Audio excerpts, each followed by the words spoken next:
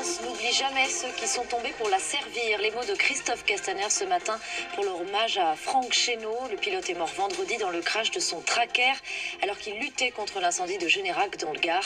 Le ministre de l'Intérieur l'a fait chevalier de la Légion d'honneur à titre posthume.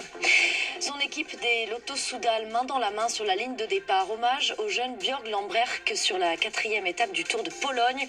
Le cycliste de 22 ans est mort après une lourde chute hier. Il y a eu une minute de silence avant le départ de l'étape, neutralisée aujourd'hui.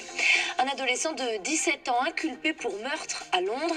Hier, il est soupçonné d'avoir poussé un jeune Français de 6 ans du 10e étage du musée de la Tate moderne. Il ne le connaissait pas. Le petit garçon est gravement blessé dans un état critique. Ceux qui jouent avec le feu périront par le feu. Avertissement et menace d'un haut responsable du gouvernement chinois ce matin aux manifestants hongkongais qui défient depuis 2 mois le régime communiste de Pékin. Lundi, pendant la journée de grève générale à Hong Kong, il y a eu près de 150 arrestations. Mieux vaut que tous les enfants jusqu'à 18 ans fassent un dosage de plombémie, conseil du médecin généraliste Madi de Nantes sur France Info, alors que le site de Notre-Dame de Paris est pollué au plomb.